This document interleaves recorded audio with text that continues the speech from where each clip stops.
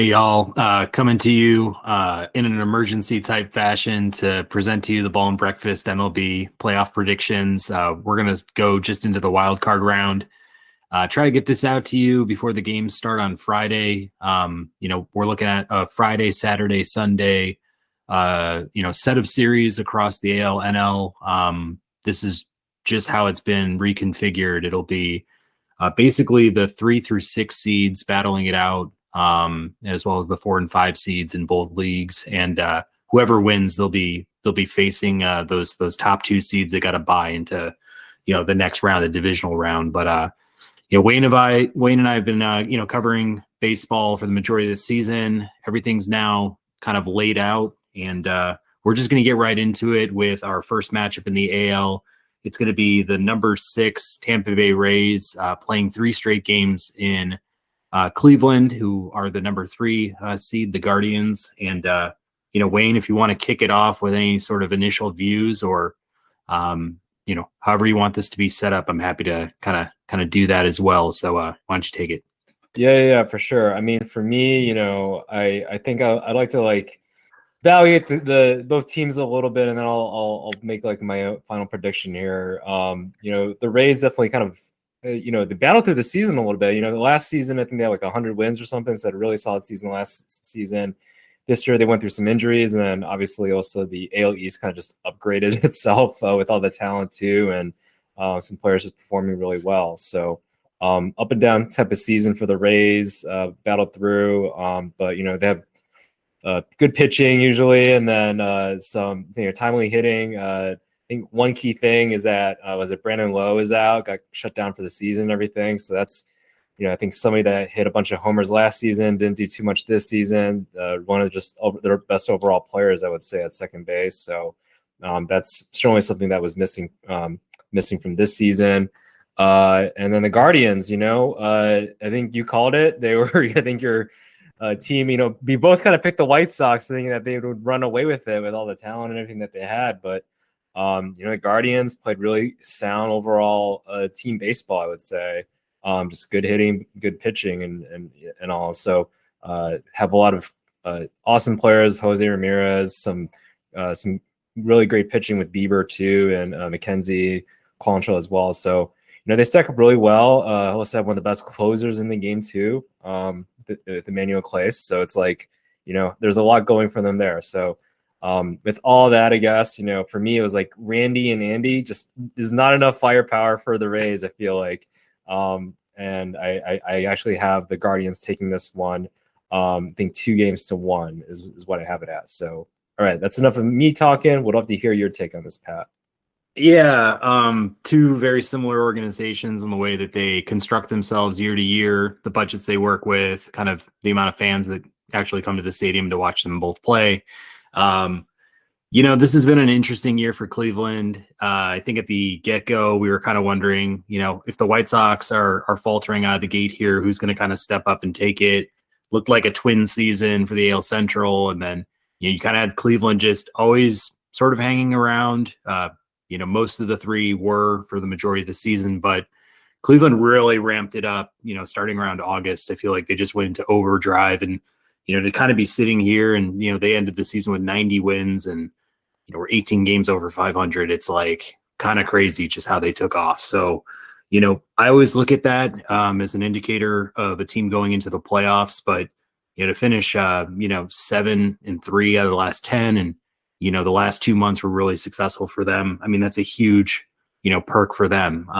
Not to mention they'll be hosting all 3 games at home with a normally pretty good crowd that comes out for the playoffs. So, we'll see. I mean, on Tampa's side of things, they've only won 2 of their last 10. They've been a really poor road team all year also. And it's also kind of interesting to look at who they're going to be coming with rotation wise. I mean, Tampa, usually prides itself on its pitching. They had a really good bullpen this year, but kind of out of the gate looking at Shane McClanahan and Tyler Glasnow as the 1 and 2 starters slated. It's kind of tough. I mean, Glasnow has only thrown a maximum of 65 pitches this year in a game, and he's only thrown 6 and 2/3 innings overall for the entire 2022. So, not that he's a stranger to big games or big moments or anything like that, but mean, he's just not ramped up yet. So they're going to have to like really dig into that bullpen, I think, in game 2. And, Shane McClanahan, we talked about him all year. I mean, it had an awesome first half, probably, Cy Young caliber, first half, but he's still young. He went through, his ups and downs in the second half. He had arm injuries. He even had like shoulder tightness and inflammation and stuff. So it's like, I just don't know if I can sit back and rely on those starters getting deep into games. And then, for them to tax their bullpen off the bat, it's going to be kind of tough. But outside of that, I just kind of looked at, offense, pitching, and fielding for both clubs. For hitting, they both kind of were middle of the pack to, bottom half of, the best teams for runs, OPS, especially Tampa. So Cleveland's got the edge there.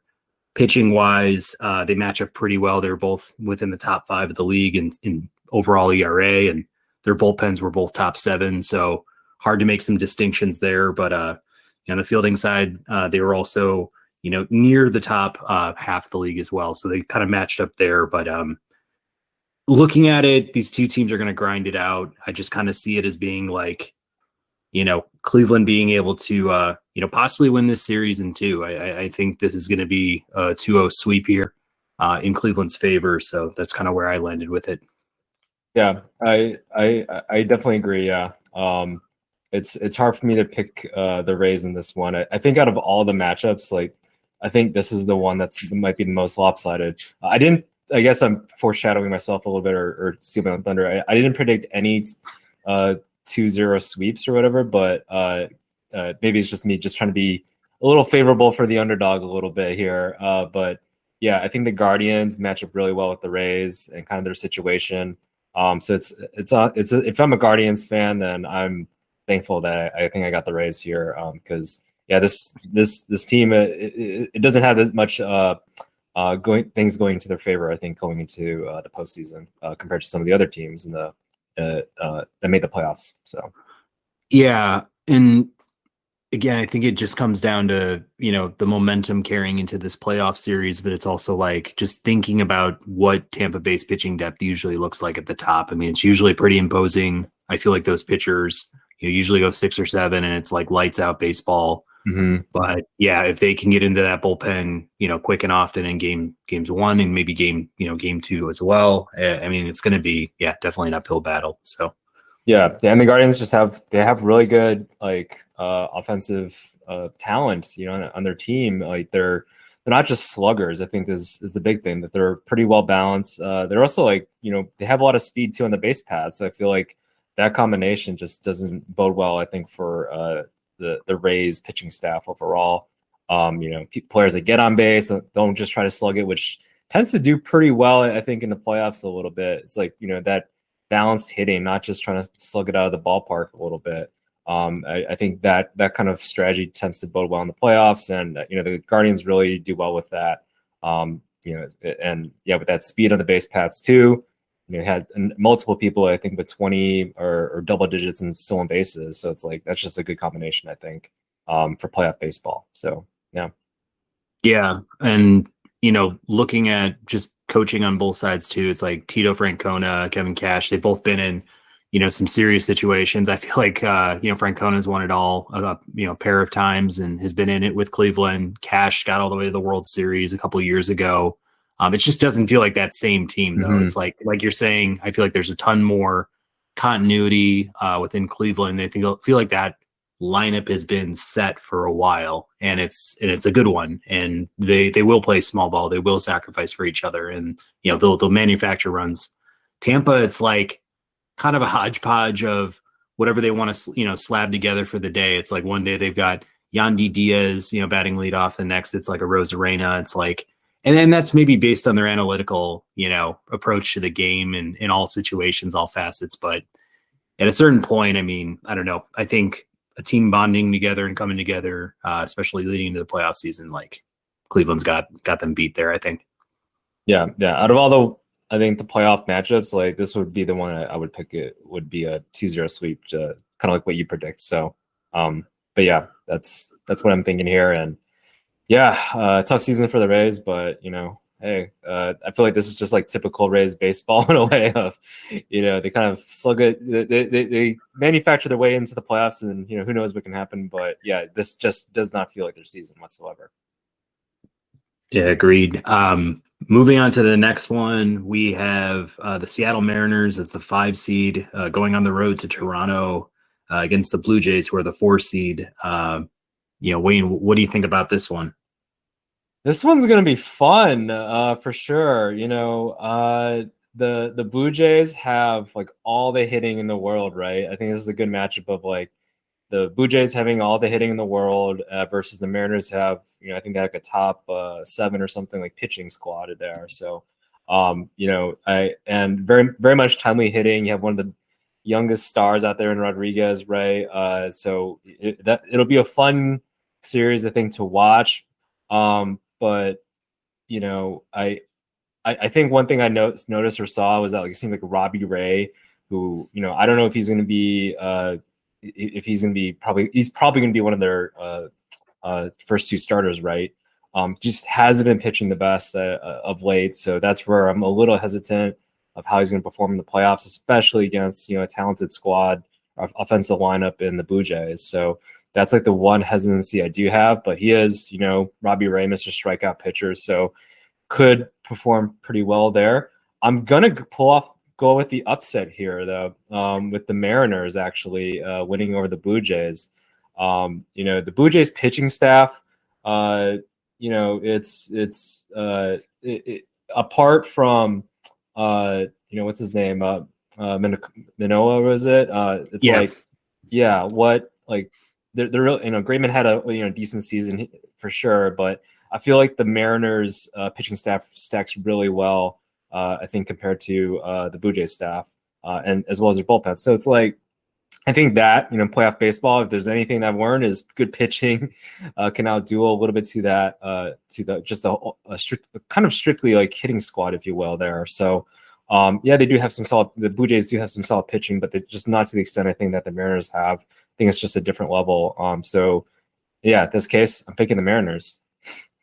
Yeah, no, I'm with you. I think that the way it's going to start. Did you just switch your mind, or no? The way I kind of have it set up is I think Toronto is going to win the first game. I think that Alek Manoah is going to hold, serve at home. I mean, he's had a great year as a pitcher. They're going to come out hot with the fans behind them. They've got a great offense, like you're saying.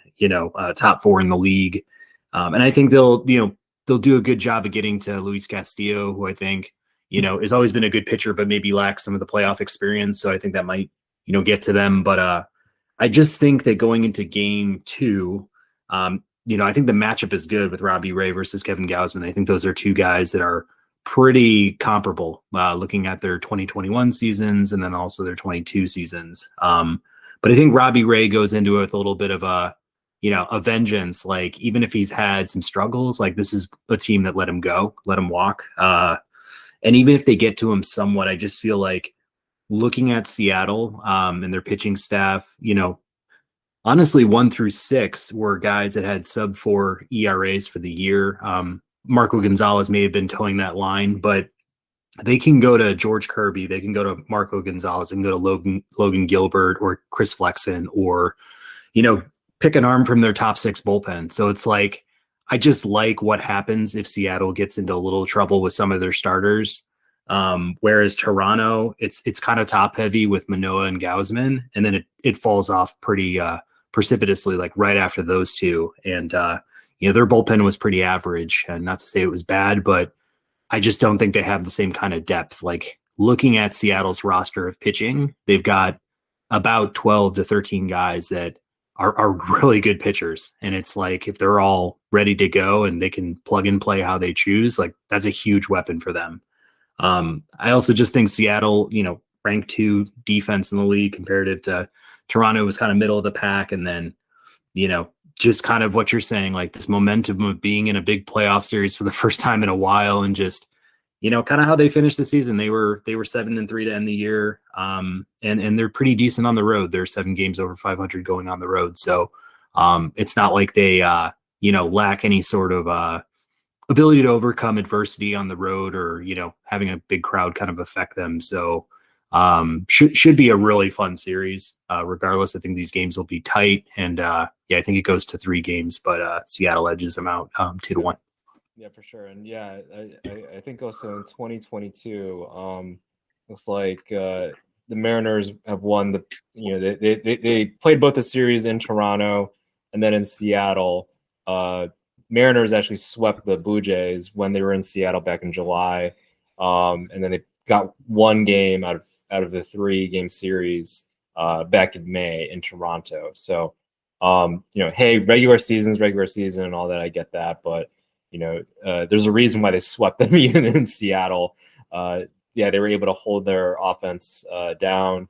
Looks like they scored 5 runs, but they allowed 5 runs in 1 game. But it's like, I think their pitching matchups pretty well. I think, but they're hitting overall, and I'm predicting. I like your reasoning. I'm thinking that sounds nice, so I think I'll go with that.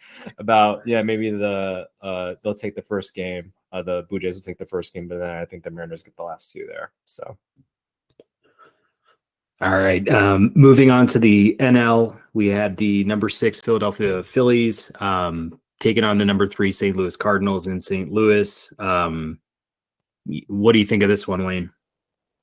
Man, this is going to be a fun one, I think. I think both teams they're definitely different. The Phillies they hit some dingers, man. Those guys, they definitely have the hitting that squad, with Hoskins, Harper, Alec Boehm at third base. Now Schwarber obviously hit 46. Real Muto, Castellanos, I feel like he always hits homers. Whatever, there's always that running joke. He just keeps hitting homers, whatever. So, that's going to be a nice squad, I think, to go up against the Cardinals. Cardinals, hey, what do you want in baseball? The Cardinals always seem to be that team that they hit, they field, they pitch, right? That's what they do. They're ranked in the top 10 in all this season. Nice pickup with Jose Quintana.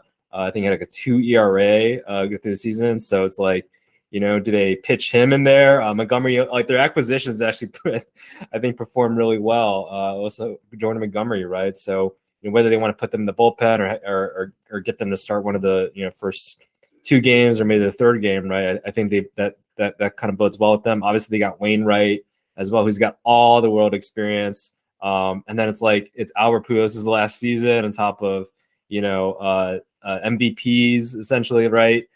With Arenado and also Paul Goldschmidt. So it's like there's a lot to go there for the Cardinals. So I definitely have I picked the Cardinals in this. I think like I said, I didn't pick any team to go to just a 2-0 sweep. But I think I have the Cardinals going taking the first, maybe losing the second, and then winning the third for this series. So, but yeah, what are your thoughts, Pat?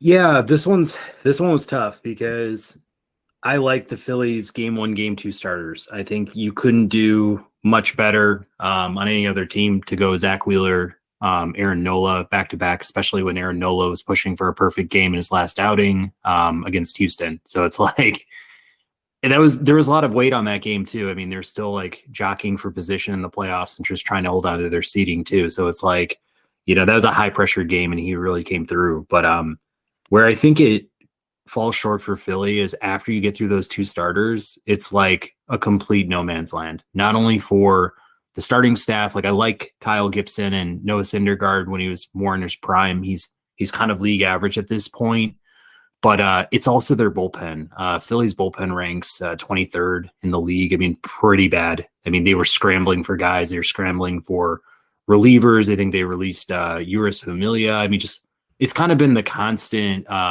narrative around the Phillies over the last few years. It's like, why can't they get over the hump? And everybody who lives in Philly and follows that team's like, that bullpen is trash, and it always is trash. And when you're facing a team that's top 5 in offense, in the St. Louis Cardinals, it's like they're gonna be competitive against Wheeler and Nola, and I think their goal is like, we just want to get to that bullpen as soon as possible. And like you're saying, St. Louis fields it well. They're number one in the league, and they had better overall like team ERA, both as starters and relievers over the Phillies too. So I like Philly. I like what they did this year. Like they did come out of the gate pretty slow. They fired, Joe Girardi. They were about 10 or so games under 500, and then they really, rode a hot streak with Robbie Thompson. So, to see them in the playoffs and kind of get over the hump of, blowing it toward the end of seasons in the past couple of years, it's just nice that they'll make face. I think they do win a game here, whether it's game 1 or game 2 is like TBD. But yeah, I mean, I just think the Cardinals, 53-28 at home this year. That's pretty outstanding. I mean, they love that environment, and I just can't see them dropping, 2 of 3 in their own yard. Yeah, no, for sure. I feel like the Cardinals, they're like built for the playoff baseball, right? That's why they've always had success. It's kind of the culture around there. They're in their way. Yeah, sure, they're kind of a small market, but like baseball is what they're all about. That's just how it normally is with the Cardinals. And hey, Wainwright, Yadier Molina, and who else? Go figure. They're still, trying to get a chip over in St. Louis, right? So it's quite a spectacle to see. Those players. Hey, maybe they do make a run. They definitely have, a lot of moxie, I think, going in their way. So, but yeah, definitely in favor of the Cardinals here. Yeah, I mean, to play devil's advocate, the way the Phillies are going to need to win this series is they're going to have the pitching performances of a lifetime from Wheeler and Nola, and just probably end it after 2 games. They have no margin. I would say like very limited margin for error.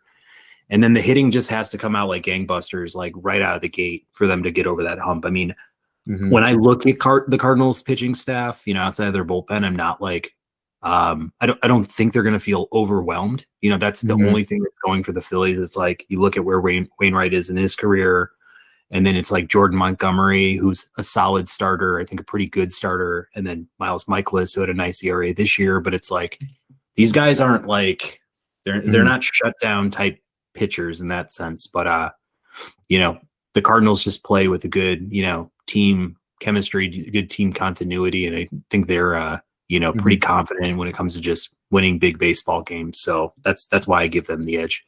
Yeah. I mean, if Noah, like, if they do like a 2005 White Sox pitching staff thing, just like throw a bunch of shutouts or whatever. And hey, they Wheeler and Noah definitely could do that. Like they have the potential to do that. Yeah, it's obviously just like, against the Cardinals, who, they tend to be fairly disciplined and everything, maybe not as much. And that's where I kind of think, maybe it's not it's not in their favor there. But, I'm looking at the regular season matchup. I think it was kind of split or pretty even. I don't want to count the games at all here and there, but it looks pretty even actually. So in terms of their, how they match up there, it was pretty even. But yeah, to your point, I feel like the pitching staff for the Phillies are just going to have to overtake the hitting squad of the Cardinals, and then yeah, hopefully that their hitting, the Phillies hitting, which they have a lot of it, hits a couple of dingers there, gets a lead early on, and then keeps that momentum going forth. I think that's definitely possible though. So. Got it. In the final matchup, we have the number 5 San Diego Padres going on the road against the number 4 New York Mets. Wayne, what do you think about this matchup? Yeah, I mean, talk about a season from the Padres, with Tatis not there anymore, and his situation.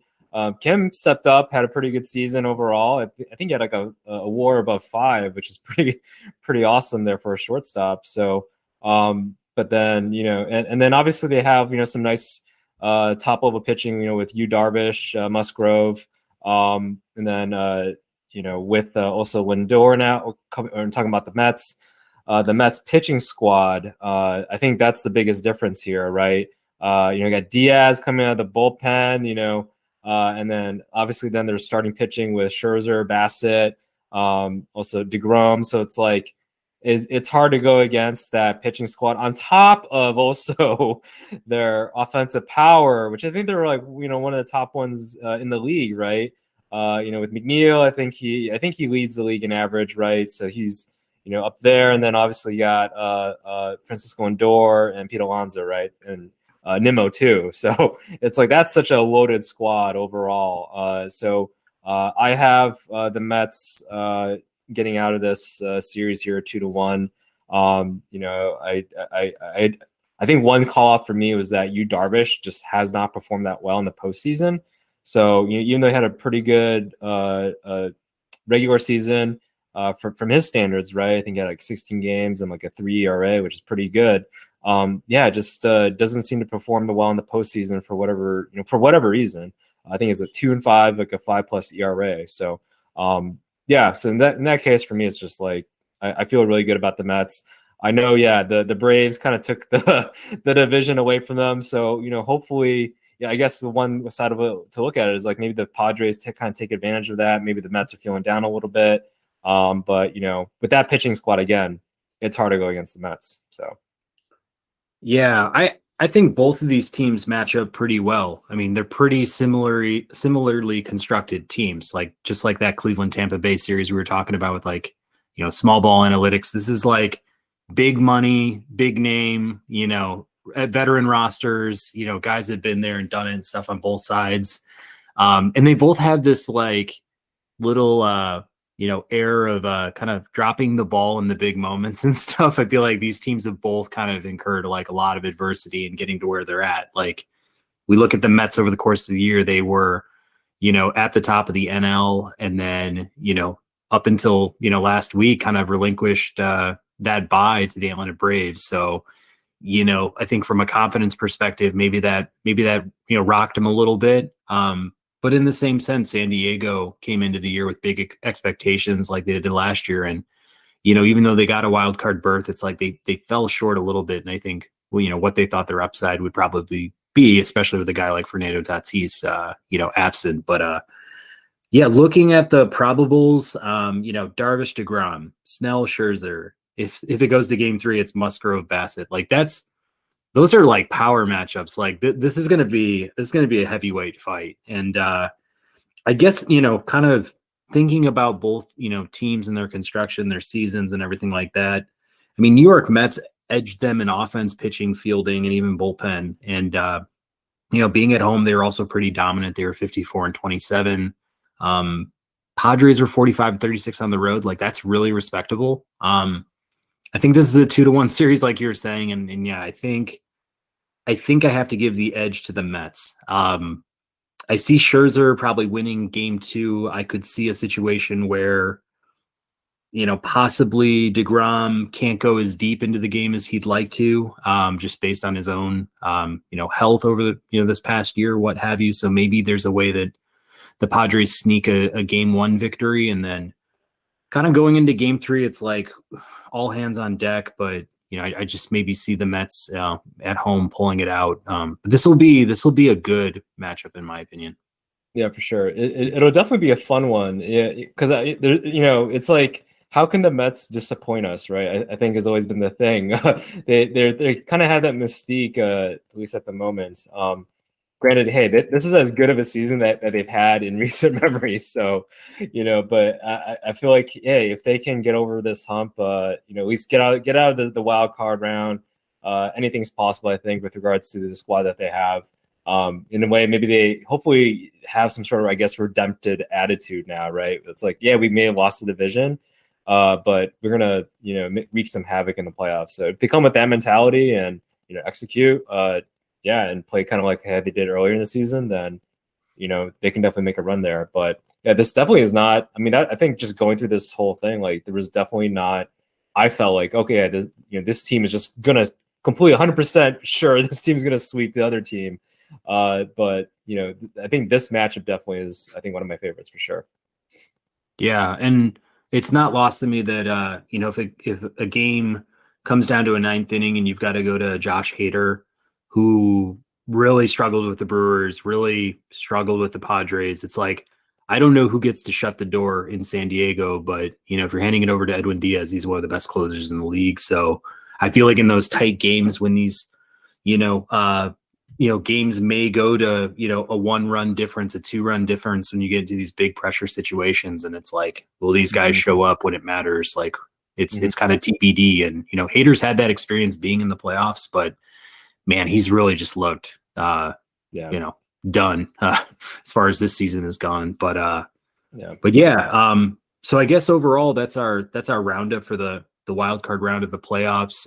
Wayne, do you have any like bold predictions or things maybe you want to see in any of these games, but you want to throw out something bold and maybe something you want to see?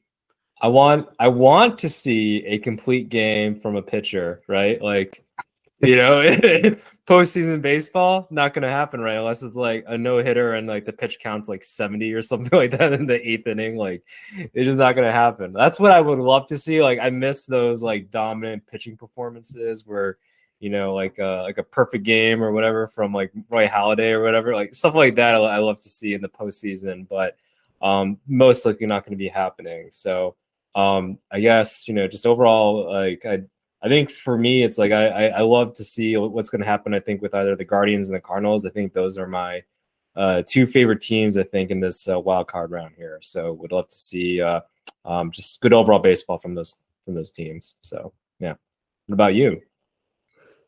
Yeah, I think I'm going to be interested to see, or kind of want to see how the pitching is going to be rolled out. I mean, like you were saying with dominant performances, just knowing that this year it's a 3-game set, everything's going to be on the road for one of those teams. And it's like, if you've been working, the entire year with a 5-6 man rotation and you only have maybe to play for 2 games, if you're up, after game 1, it's like, what are these baseball games going to actually look like? Are we going to see, let's say the Mets go up 1-0, is Scherzer going to throw, 5 innings and you go, maybe Taijuan Walker for 1, Carlos Carrasco for 1. And, it's just kind of like, how are these games going to get unfolded? I think that will be interesting to see how the strategy is played. Bold predictions. I mean, things that I could see, like, for at least for that Seattle series, I could see veteran lefties doing pretty well against Toronto.